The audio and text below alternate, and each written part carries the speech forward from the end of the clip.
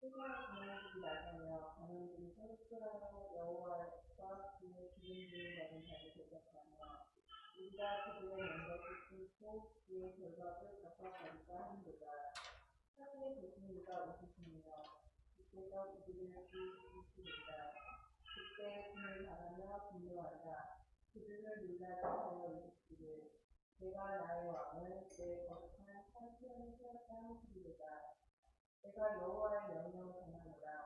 여호와께서 내게 이르시되 너는 내 아들이라. 오늘 내가 너를 낳았도다. 내게 구하라. 내가 이방 나라를 내 유업으로 주지. 내 손과 땅끝까지 이르리로다. 내가 철저함으로 그들을 깨뜨리며 돌들을 같이 그들이라 하리로다. 그러므로 지난주라. 너희는 기회를 얻으며 세상에 비판받으라. 너희는 기운을 받을지어다. 여호와를 경외함으로 섬기고 떨며 즐거워할지어다. 그의 아들에게 임하시다. 그렇지 않으면 분노하심으로 너희가 길에서 망하리니 그의 분노가 격하십니다. 여호와께 피하는 모든 사람은 다 복이 있으리라. 아멘.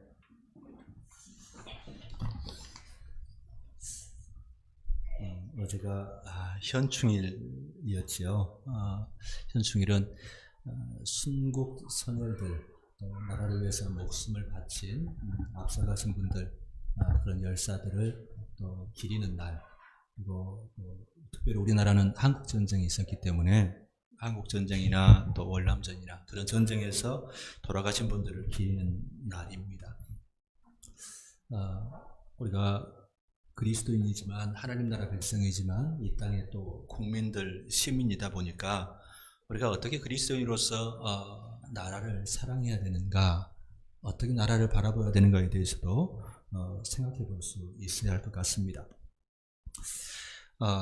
그래서 오늘 시편 말씀을 통해서 그리스도인들, 또 하나님의 자녀들, 아들과 딸들이 어떻게 하나님 말씀에 응답하면서 세상을 또 나라를 보아야 되는가를 또 돌아보는 시간들이 되었으면 좋겠습니다.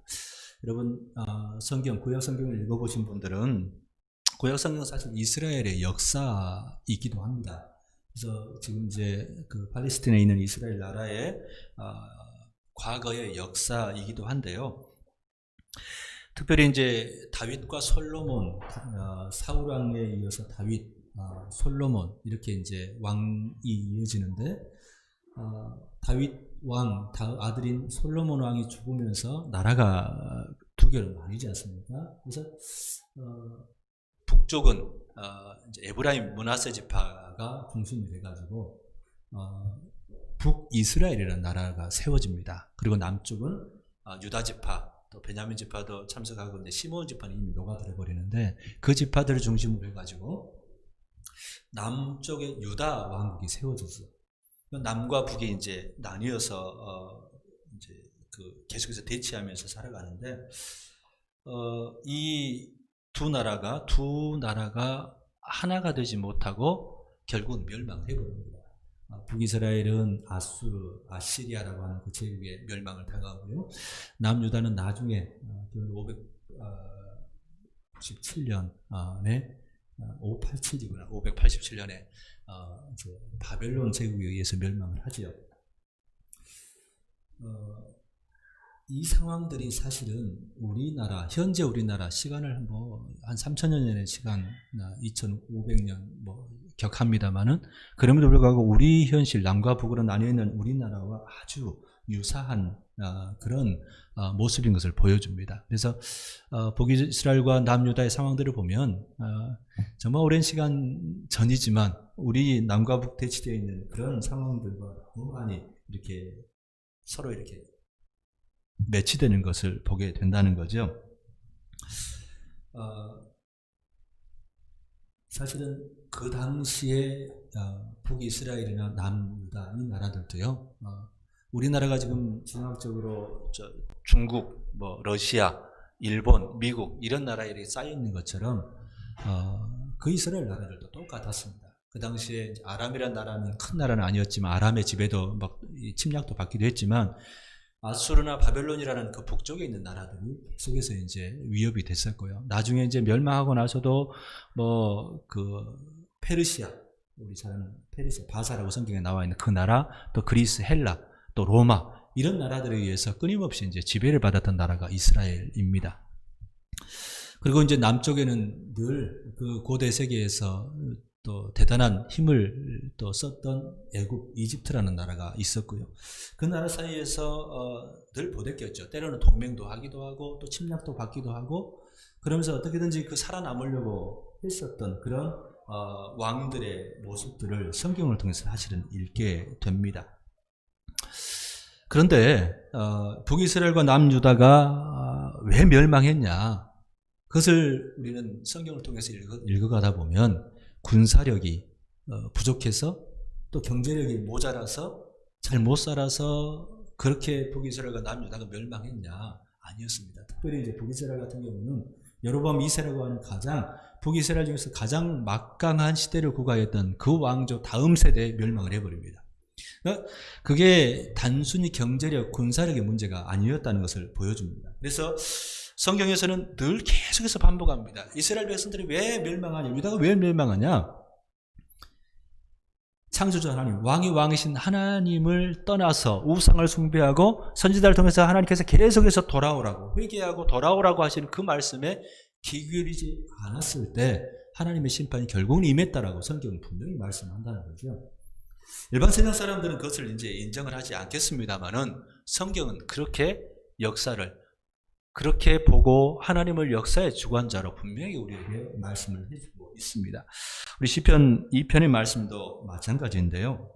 시편 2편은 이제 성서학자들은 즉위시 왕으로 이제 새로운 왕이 즉위할 때 낭송했던 그런 시로 그렇게 알려져 있습니다. 그래서 이 시라는 것은 원래는 왕은 어떠해야 하는지를 말하고 있습니다. 그래서 어떤 상황 가운데서도 하나님을 의지하라는 그런 말씀인데요. 오늘 우리가 하나님을 믿고 또 하나님의 아들과 딸이 되어서 하나님의 자녀로 왕 같은 제사장으로 부름받은 우리에게도 동일한 말씀을 하는 겁니다. 우리 인생을 어떻게 살아가야 되느냐? 우리가 세상에서 여러 가지 일들이 많고 이제 대단한 사람들도 있고 그 안에서 살아갈 텐데, 우리가 어떻게 살아가야 정말 복된 인생을 살 수 있는가를 오늘은 왕의 문제만이 아니라 또 하나님의 상속자로서 이 하나님 나라를 살아갈 우리들에게도 동일한 그런 하나님의 말씀으로 주어진다는 거죠. 우리가 어떤 눈으로 세상을 바라보고 무엇을 힘써야 하는지를 시편 2편은 우리에게 말씀을 해주는 겁니다. 우리 1절부터 3절까지, 이게 이제 시편 2편은 3절씩 이렇게 네 부분으로 나뉘는데요. 먼저 1절부터 3절까지 먼저 같이 파트를 읽어보십시다. 같이 한번 읽습니다. 시작. 어찌하여 이방 나라들이 분노하며 민족들이 헛된 일을 꾸미는가? 세상의 군왕들이 나서며 관원들이 서로 꾀하여 여호와와 그의 기름 부음 받은 자를 대적하며 우리가 그들의 맨 것을 끊고 그의 결박을 벗어버리자 하는도다. 예, 아멘. 이건 이제 세상 사람들, 세상의 왕들의 모습을, 이스라엘을 대적하는 그런 모습들을 보여주고 있는데요. 왕이 바뀌거나 또 왕조가 바뀔 때마다 내적으로 또 이제 다른 그 왕권 다툼이 일고, 바깥에서는 이제 혹시 그 나라에 종속되어 있었던 나라들은 거기서 또 벗어나려고 해방하려는 그런 움직임이 항상 일어나는 게 정세입니다. 나라마다 다 그렇게 하죠. 그래서 어느 나라나 뭐 지금도 그렇게 되는데요. 정권들이 바뀌고 나면 우리 중국 같은 경우도 많이 보지 않습니까? 그 소수 민족들이 독립하려는 그런 움직임이 더 격해지는 그런 일들이 나타나는 거죠. 우리가 대통령 선거를 하고 또 하는 상황 가운데서도 이런 일들도 일어납니다. 그때는 아무래도 그 대통령 선거 하기 전에는 이미 이제 나라가 시끌시끌하기도 하고 또 들썩 이렇게 거리기도 하고 그러지 않습니까? 그런 모습들이 어느 시대나 마찬가지인 것을 우리에게 보여줍니다. 그런데 우리에게 이 말씀은 왕들만의 그런 소란이 아니고요. 우리 인생 안에서 하나님에 대해서 바르게 인식하지 못할 때는 늘 우리 인생들도 내가 하나님을 이렇게 섬겨가는 게 잘하고 있는 거야? 내가 이렇게 내가 너무 하나님한테 너무 매이는 것 같은데, 이런 부분들도 우리에게도 나타날 수 있다는 겁니다. 사람들은 끊임없이 내 마음대로, 자기 마음대로 살아가려는 그런 속성이 죄성 안에 다 있습니다. 그래서 하나님같이 되리라는 그 유혹에 빠질 때부터요, 우리는 늘 하나님이 늘 우리에게 자유를 주시고 하나님이 은혜고 이렇게 받아들이지를 않는다는 말씀입니다. 이 왕들이 헛된 일을 고모하는 것처럼 우리들도 하나님을 안 믿는다는 게 아니고요, 신앙생활을 안 한다는 게 아니라 그리스도인들도 마찬가지입니다. 신앙생활은 하되 적당히 하고 싶어 합니다. 우리 신앙생활을 예배하고 또 기도하고 또 헌금하면 이 정도 선에서 하나님과 타협하려고 하는 거죠. 나는 이 정도 선이면 되지 않습니까? 그럼 충분히 하는 건데요. 그것도 이제 다른 사람을 끼워 넣어서 하죠. 저 사람은 저렇게밖에 안 하는데 나는 여만큼은 적어도 하잖아요. 그러니까 하나님 저에게 복 더 주셔야 돼요. 이런 마음들이 있다면 우리는 우리 인생 안에서 진짜 하나님이 왕이시고 또 늘 섬겨야 되실 분, 그렇게 받아들이는 것이 아니라 오히려 하나님을 이용하려는, 내 인생을 내 마음대로 내가 더 생각하기 더 좋은 쪽으로 이용하려는 그런 상황이라는 것을 잊지 않아야 합니다. 사람들이 하나님을 섬겨갈 때 진짜 적어도 그리스도인들은 예수 그리스도께서 우리를 사랑하시고 구원해 주셨지 않습니까? 우리 위해서 십자가에 달려주셔서 우리가 진짜 하나님의 자녀가 되었거든요. 근데 우리는 그게 때로는 부담스러울 때가 있습니다. 뭔가 이제 그 하나님의 마음이 내 계획과 내 생각과 달라질 때가 특히 그렇죠.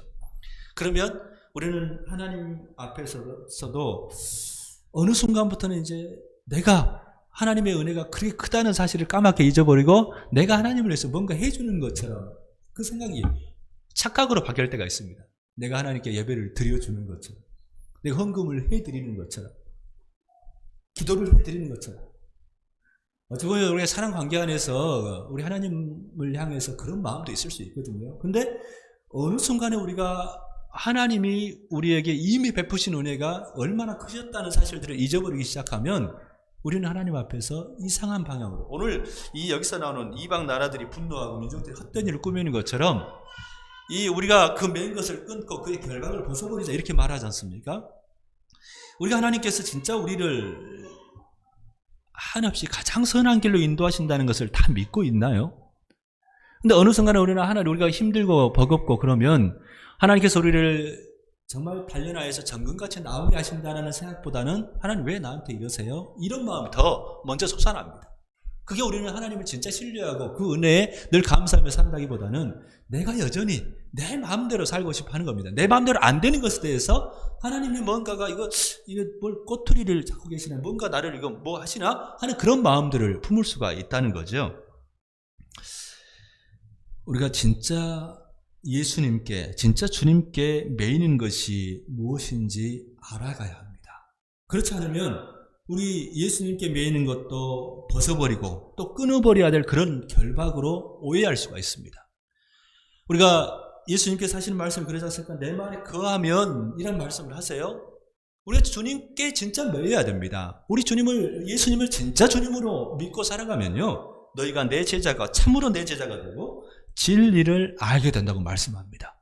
그때 진리가 너희를 자유케 한다는 거죠. 근데 우리는 이 예수님이 때로는 우리를 얽어맨다고 생각합니다. 내 인생을 더 힘들게 한다고, 내가 원하는 방식으로 안 이끌어 가시는 것에 대해서 불만을 품을 수 있다는 거죠.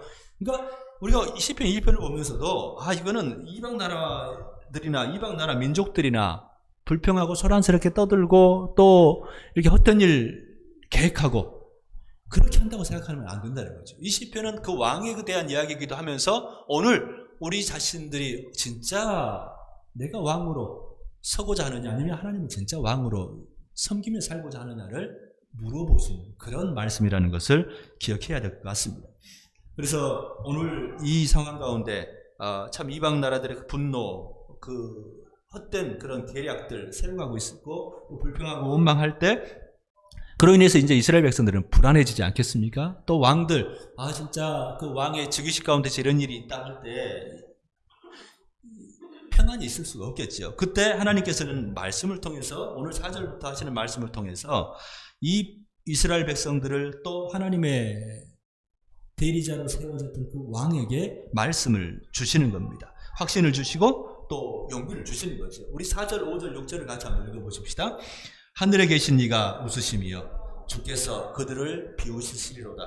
그때 분을 바라며 진노하사 그들을 놀라게 하여 이르시기를 내가 나의 왕을 내 거룩한 사람 아멘.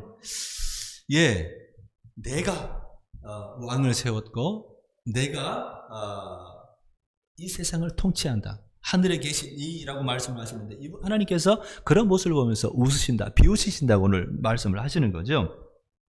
우리 하나님께서는 역사의 주관자이시다. 하늘에 계신 분이시다.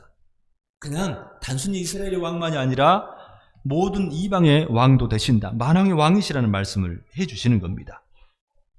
그래서 이 하나님의 오늘 왕에 대해서 하나님의 자녀들에 대해서 대적하는 것은 하나님을 대적하는 것이라는 말씀을 하면서 분을 바라며 진노하신다는 말씀을 하시는 거죠. 그러면서 7절과 9절에서는요 이렇게 말씀합니다. 내가 여호와의 명령을 전하노라. 여호와께서 내게 이르시되 너는 내 아들이라. 오늘 내가 너를 낳았도다. 내게 구하라. 내가 이방 나라를 내 유업으로 주리니 내 소유가 땅끝까지 이르리로다. 내가 철장으로 그들을 깨뜨리며 질그릇같이 부수리라 하시도다. 먼저는 이방 사람들을 향해서 내가 니들을 웃는다, 비웃는다. 그래서 내가 이 왕을 세웠다라고, 내가 세웠다라고 하나님께서 말씀하시면서 또 그 왕과 그 자녀들에게, 하나님의 자녀들에게는 내가 너는 내 아들이라. 오늘 내가 너를 낳았다. 그러면서 내게 구하라고 하나님께서 말씀해 주신다는 거죠. 하나님께서는 하나님의 백성들, 하나님의 자녀들을 반드시 보호하신다고 다시 한번 약속을 해 주시는 겁니다. 하나님께서는요, 하늘에 계신 이 역사의 주관자, 만유의 주제라고 말씀하면서 내게 구하라고 말씀합니다. 많은 나라들이 이 하나님께 구한다는 것에 대해서 하나님을 모르는 나라들뿐만 아니라 하나님을 아는 나라들도 어느 순간에 이제 하나님을 점점 더 잃어버리고 잊어가고 있는데요. 군사력을 더 보강해야 좋은 무기, 획기적인 무기들을 만들어야 나라를 보존할 수 있다. 아니면 또 경제력을 더 잘 살아야 나라가 강건해진다, 세진다, 이렇게 생각하는 사람들이 많습니다. 그게 세상 나라의 생각이고 법칙입니다.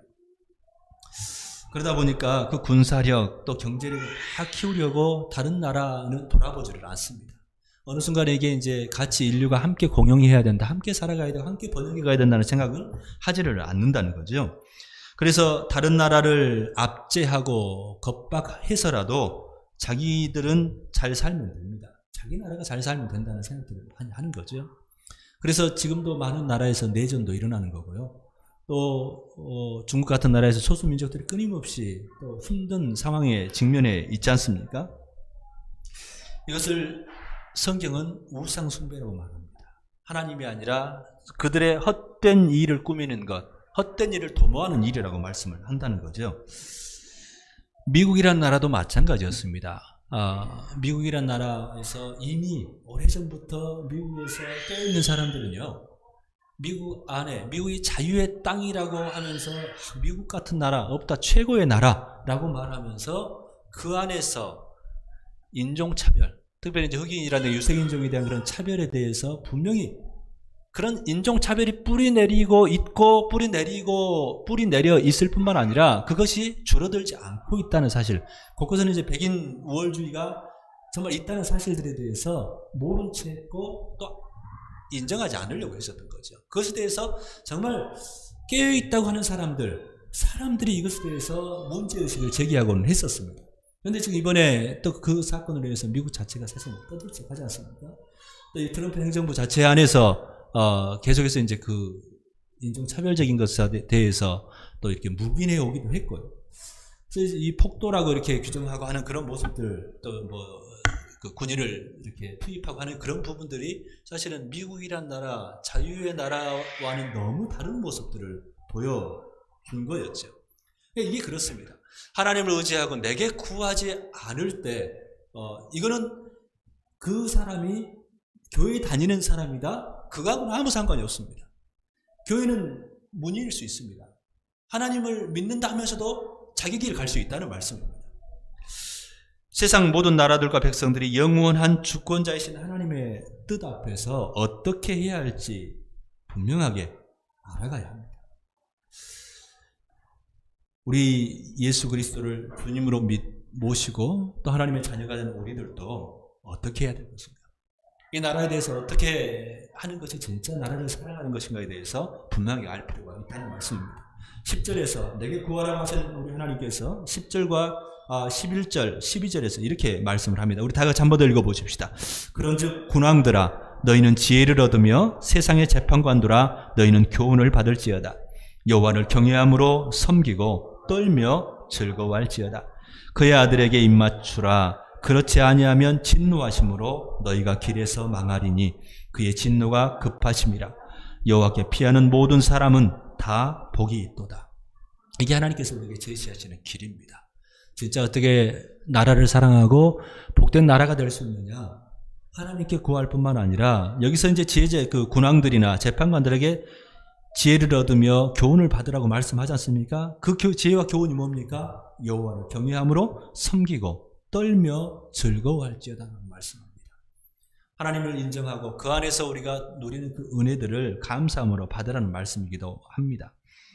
그리고 코로나19 상황을 보면서 이건 뭐 선진국이라고 하는 나라들이 다 그냥 얼마나 쉽게 이렇게 무너져가는 것을 보지 않습니까? 이것들은 우리가 진짜 하나님께서 비우실 수 있습니다. 하나님께서 코로나를 막 주신다는 게 아니라 우리 인간들의 그런 어리석음으로 하나님께서 내버려 두기만 해버리면, 관여하지 않으시면 인간들이 어떻게 돼버린다는 것을 성경은 이야기를 한다는 거죠. 그러면서 그의 아들에게 입맞추라고 말씀합니다. 그의 아들은 사실은 이제 이게 메시아, 그게 왕조가 무너지면서는 사실은 이스라엘 백성들이 이게 메시아가 올 것에 대한 하나님의 약속에 대한 그런 기대하는 그 시로 그들에게 받아들여졌거든요. 그러니까 그 아들에게 입맞추라 라는 말씀은 메시아와 또 우리 주 예수 그리스도와 입맞추라, 화해하라는 겁니다. 그분께 순복하라는 말씀을 하는 거죠. 그렇지 아니하면 진노하시면 너희가 길에서 망하리니 그의 진노가 급하심이라. 여호와께 피하는 모든 사람은 다 복이 있도다 라고 말씀을 해줍니다. 하나님을 경외하고 그 뜻을 받들어서 순복하는 사람, 그 나라는 하나님께서 지켜주신다는 약속이고요. 또 그 사람의 인생은 하나님께서 지켜주신다는 그 약속인 겁니다. 어떤 나라들이, 그 주변 나라들이 위협하고 또 압제하고 대적하고 한다 할지라도 그 나라가 두려워할 것 없다. 하나님께서 돌봐주신다는 그 약속이 나라를 향해서는 또 주어진다는 거죠. 우리나라가 당면한 현실 여러분은 잘 아시지요? 다 아십니다. 우리가 미국의 영향을 많이 받고 있는 나라입니다만은 참 우리 의지와 상관없이 몇 년 전부터는 이 사드 고고도 미사일 방어 그 미사일을 설치할 수밖에 없었죠. 지금 뭐 방위비를 5배, 6조 가까이 뭐 내라는 그 협상이 지금 타결이 안 됐지 않습니까? 그러면서 이제 우리 거기서 미국 부대에서 일하는 사람 다 비급여 휴무를 하는 그 시간들도 겪어왔었고요. 미국이 우리나라 지켜주지 않습니다. 성경이 그렇게 말씀합니다. 나라 의지하지 말라는 말씀하는 겁니다. 근데 지금 우리나라에서도 교회들이 미국이 하나님인 것처럼 하는 것은요, 그건 우상입니다. 태극기 부대 말하고 하는데요, 그건 태극기 부대에서가 아니라 하나님 자리를 뭔가로 대체하는 모든 것은 다 우상 숭배라고 말씀한다는 말씀입니다. 우리나라가 뭐 이미 다 붕괴되어 버린 그런 공산주의 사상에 우리나라뿐만 아니라 세계 여러 나라에서 매여 있을 때가 있었습니다. 그게 그 나라를 구원해 줄 줄 알았습니다. 근데 공산주의가 허상이라는 것, 그 많은 피 흘림이 또 있었지 않습니까? 그거 아니라는 거 다 드러났지 않습니까? 그러면 자유시장주의가 우리 민족을 잘 살게 해줄까요? 아니라는 게 미국 그 2007, 8년도에 있었던 그런 경제 위기 다 경험했지 않습니까? 우리나라 IMF도 다 봤었고요. 우리는 참 이 땅을 실제 살아가려고 하나님을 믿는 것이 다르다고 생각할 수 있지만 그렇지 않다는 말씀입니다.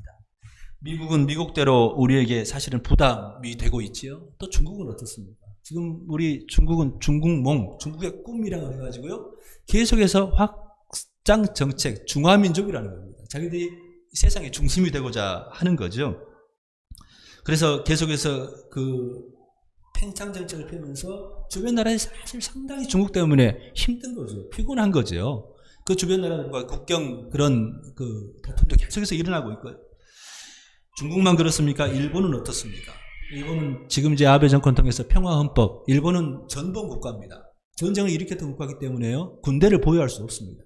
근데 아베가 군대를 보유하기 위해서 평화헌법을 개정하려고 하지 않습니까? 그래서 많은 사람들이 지금까지 그렇게 하지를 못했습니다만 실제적으로 많은 일본은 거의 군대, 자유대가 거의 군대나 마찬가지죠. 계속해서 이제 헌법까지도 바꿔가지고 주변 나라들에 대해서도 군대도 파견할 수 있고 그런 것을 꿈꾸고 있는 거죠. 그러니까 우리나라는요, 사실은 과거 이스라엘이나 유다처럼 주변 나라들로 인해서 사실 우리가 남과 북도 상황이 지금 좋지 않지 않습니까? 지금 서로 지금 코로나로 인해서도 이제 남북 그 서로 이야기하는 그 채널까지도 지금 거의 닫혀 있는 상황인데 남과 북이 나중에 통일된다 할지라도 우리는 중국, 러시아, 일본과 국경을 맞대고 있어야 됩니다. 그러면 우리는 끝까지 이 땅에 하나님께서 어떻게 이끌어 가실지 모르겠습니다만은 어떤 나라, 사람 의지할 수 없다는 것을 분명히 알아야 됩니다. 우리나라는요, 하나님 의지해야 된다는 겁니다. 오늘 그렇게 말씀하셨습니까? 내게 구하라 말씀하시고 여호와께 피하는 모든 사람은 다 복이 있도다. 하늘에 계신 이가 만유의 주제이시고 역사의 주관자이신 하나님께서 그렇게 말씀하는 겁니다. 그러면 진짜 하나님께 피하는 게 뭘까라는 말씀을 우리가 들어야 되는데요. 이스라엘 백성들이 경제력이, 군사력이 약해서가 아니라 하나님으로부터 떠났을 때 하나님의 심판을 받았던 것처럼 우리들도 그것을 기억해야 되는 겁니다. 우리 그리스도인들은 사실은 이중국적자가 맞습니다. 우리가 미국 국적을 갖고 있는 게 아니라 하나님 나라 국적을 가진 사람입니다. 우리가 성경에서 분명히 말씀하는 우리가 대한민국 국민이 맞습니다만 그러나 더 이전에 영원한 나라에 소속된 사람으로서 하나님 나라의 시민권자고 하나님 나라의 대사들로서 이 나라에 파견된 사람이라고 말씀을 하는 거죠. 적어도 그리스도인들은 그렇게 받아들여야 됩니다. 그래서 이 나라의 가치보다 더 하나님 나라의 가치가 우선하는 삶을 사는 사람이 그리스도인들입니다. 그래서 그러기 때문에 그리스도인들은 국가 안에서도 박해를 받기가 참 쉽습니다. 그리스도인들이 하나님 나라 가치를 위해서 살아가고자 그게 우선이라고 살아가고자 할 때 로마 치하에서 그 그리스도인들이 핍박을 받았던 것처럼요. 그리스도 안에서 경건하게 살려고 하는 사람은 다 핍박받는다고 디모데에게 바울이 경고를 해주지 않습니까? 마찬가지입니다. 그리스도인들은 그럴 수밖에 없습니다. 왜? 이 땅에 살지만 하나님 나라 가치로 살아가는 사람이기 때문에 그렇다는 겁니다. 우리는 이 땅에 대한민국을 위해서 기도할 필요가 있습니다. 행정부, 정부, 그리고 사법부, 입법부 이 사람들을 위해서 기도할 필요가 있다는 거죠. 그나마 대통령과 또 국회의원들, 입법부는 선출을 하기 때문에 정말 신중하게 선출해야 됩니다. 이미 우리가 그 총선을 했습니다만은 우리의 선택의 기준은 그나마 저 사람이 장로라더라, 저 사람이 교회 잘 다닌다더라 이거 갖고 해서는 안 됩니다. 많이 경험했지 않습니까 우리가? 그게 무늬만 그리스도인이어서는 안 되는 거고요. 진짜 그 사람이 하나님 나라 가치에 얼마나 더 부합하느냐 그 사람을 찾아낼 수 있어야 진짜 그리스도인인 겁니다. 우리는 하나님 나라 가치대로 살아가야 된다니까요. 우리 교회 사명 선언문인 것처럼 하나님의 정의를 위해서, 평화를 위해서, 또 이 세상의 보존을 위해서 긍휼히 여길 줄 알고 다른 나라와 함께 살 수 있는 그런 마음들을 품고 있는 사람들을 우리가 선출하는 것도 필요하다는 거죠. 왜 그게 참 무서우냐면요. 불의한 정권을 하나님께서 세우실 수가 있습니다. 하나님이 사실은 그걸 막 세우시는 게 아니라 인간들이 자기 길을 가고자 할 때, 하나님 말씀을 듣지 않고 자기 길대로 가고자 할 때 하나님께서는 내버려 둬버렸습니다. 그건 이제 신학적 용어는 유기, 버려두심이라고 말하는데요. 그런 일들이 일어날 수 있습니다. 그러면 결국은 그 악한 정권에 대해서 그 백성들이 내적으로 바깥 전쟁이 있어서가 아니라 그 안에서 너무 피폐한 그런 삶이 돼버리도록 내버려 둬버리시는 겁니다. 그게 하나님의 심판이 되는 거죠. 그렇지 않기 위해서 우리가 하나님 앞에서 바르게 서야 하고요. 또 그 하나님 나라 가치를 위해서 애쓰는 사람을, 경제가 뭐 더 좋아지고 그렇게 되는 건 아닙니다. 우리가 더 잘 사는 선진국들 봤지 않습니까? 그가 그렇게 되는 건 아니라는 말씀입니다. 진짜 하나님의 가치, 하나님 말씀을 쫓아 살 때 그 나라는, 그 백성은, 그 세상은 복된 세상이 된다고 오늘 신편은 분명히 말씀을 하는 겁니다. 그렇기 때문에 우리 안에서, 이 땅 안에서 억울한 일을 당하는 사람이 있어서는 안 됩니다. 하나님께서는요, 이 사법체계가 부패해져 갈 때 하나님은 그 이스라엘 백성들을 심판하셨습니다. 가나안 땅도 심판하셨습니다. 똑같습니다. 지금 시대에도 억울한 일을 당하는 사람들이 줄어들게 해야 합니다. 재판이 굽어지지 않아야 되고 무지한 피가 흘리는 일들이 없어야 한다는 거죠. 그런데 이 땅에 여전히 무전유죄, 이 죄가 없으면 그 돈이 많으면 죄가 감해져 버리고 다 뭐 집행유예로 풀려나 버리고, 이 또 요즘은 그런 말까지 하잖아요. 무검유죄라지 않습니까? 검사와 연관이 없으면 또 죄가 있고 검사와 연관만 있어도 또 이게 풀려나고 그런다지 않습니까? 이게 시스템에 대해서도 그리스도인들이 볼 수 있어야 된다는 겁니다. 하나님 나라 가치가 들어있는 그런 시스템이 되도록 우리 그리스도인들은 감시할 줄도 알아야 되고 그런 사람들을 세워갈 수 있어야 되고 기도할 수도 있어야 된다는 말씀입니다. 지금 요즘 현충일 뭐 해가면서 그 친일파였다가 또 이 우리나라의 그 아픔인데요. 미군정 안에서 참 악랄하게 행동했다가 이제 미군정 안에서 기회를 잡아가지고 경찰로 군인으로 된 사람들이 6.25 그 한국 전쟁 때 이제 공을 세워가지고 또 이렇게 인정받는 사람들이 있지 않습니까? 그 사람들이 이제 현충원에 68명이 묻혀 있어서 뭐 이걸 파묘해야 된다, 막 이런 법안들까지 만들어지고 있는 상황인 것 같은데요. 문제는 그렇습니다. 똑같습니다. 왜 이 친일에 대해서 우리나라가 해결을 못 찾냐? 일본과 똑같습니다. 우리 독일은 똑같이 전범 국가지 않습니까? 2차 대전을 독일이 일으켰고 이제 일본이 독일과 연합을 했는데, 독일은 전쟁 후에 사과를 했습니다.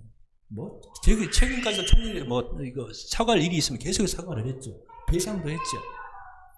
일본은 사과를 하지 않았습니다. 배상했다고 억지로 또 쓰지 않습니까? 그런 졸속한 그런 부분들에 대해서, 진짜 피해자들에 대해서 지금도 그러지 않습니까? 위안부 문제도 마찬가지고요. 거기에 더 큰 문제가 있는 것 같습니다. 그러면 우리나라 이 68명의 그 가족들은 어떻게 할까요? 사죄 안 하지 않습니까? 배상 안 하지 않습니까? 그 아픔을 어루만질 일들을 안 하거든요. 그러니까 이게 계속해서 나가는 겁니다. 만약에 이런 억울한 일들이 해결이 되지 않으면요, 하나님의 긍휼을 받지를 못합니다. 우리가 이 종교적으로 하니까 무조건 용서해라 이제 이런 걸로 보는데 그거 아닙니다. 회개라는 것은요, 그 길에서 돌이킬 때 회개가 일어난 거거든요. 회개하자면 하나님 용서 못 받습니다. 착각하면 안 됩니다. 하나님 내가 믿으니까 내가 악을 행하면서도 다 천국 갈 거라, 천만의 말씀입니다. 그건 잘못된 복음입니다. 진짜 돌이켜야 하거든요. 삭개오 보십시오. 예수님 앞에 돌이킬 때 자기 거 내놓지 않습니까? 그런 부분이 없으면요, 용서가 일어나지를 않습니다. 그게 이 땅에 아직도 문제가 되고 있다는 거죠. 우리가 하나님께 피하려면요, 그런 진짜 아파하는 사람들과 함께 아파해주고 울어줄 수 있어야 됩니다. 그런 나라가, 그런 사회가 돼야 한다는 말씀이죠. 우리가 하나님께서 이사야 58장에서 진짜 금식이 뭐냐, 참된 금식이 뭐냐를 하나님께서 분명히 말씀합니다. 근데 그 당시 이스라엘 백성들은 막 금식했거든요. 실제 우리가 말하는 종교적으로 하나님 앞에 금식하고 밥 안 먹고 했단 말이에요. 근데 하나님께 그거 금식이 아니라고 말씀합니다. 가짜 금식이라고 말씀하셨습니다. 그럼 참된 금식이 뭐냐? 이사야 58장에서 이렇게 말씀합니다. 내가 기뻐하는 금식은 흉악의 결박을 풀어주며 멍에의 줄을 끌어주며 압제당하는 자를 자유하게 하며 모든 멍에를 꺾는 것이 아니겠느냐? 또 줄인 자에게 내 양식을 나누어 주며 유리하는 빈민을 집에 들이며 헐벗은 자를 보면 입히며 또 내 권력을 피하여 스스로 숨지 아니하는 것이 아니겠느냐? 그리하면 네 빛이 새벽같이 비칠 것이며 내 치유가 급속할 것이며 내 공의가 네 앞에 행하고 여호와의 영광이 내 뒤에 호위하리니 내가 부를 때에는 나 여호와가 응답하겠고 네가 부르짖을 때에는 내가 여기 있다 하리라 라고 말씀해 주신다는 겁니다. 진짜 나라를 사랑하는 거는요, 하나님께 피하는 겁니다. 그 하나님께 피하는 것은 우리가 하나님 앞에서 하나님의 기뻐하시는 그 가치대로 삶을 살려고 애써가는 겁니다. 우리가 분명히 기억해야 될 것은요, 어떤 나라도 어떤 사람도 우리나라를 자국의 이익을 벗어나서까지 지켜주고 보호해주고 하지 않는다는 겁니다. 하나님께 달려있다는 사실을 알아야 되고요.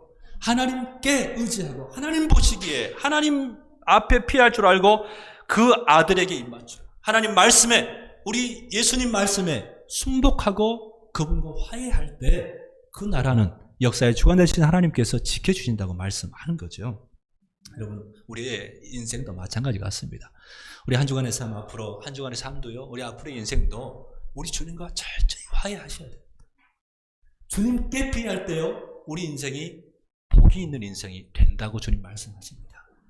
주님 앞에 어떻게 더 바르게 설 것인가 또 한번 돌아보면서 우리가 벗어버려야 될 것들, 돌이켜야 될 것들에 대해서 다시 한번 끊어버리시고 회개하고 내가 사죄하지 않은 상태에서 용서는 없다는 사실들도 다시 한번 기억하면서요, 하나님을 두려워할 줄 아는 그런 우리 모두가 되었으면 좋겠습니다.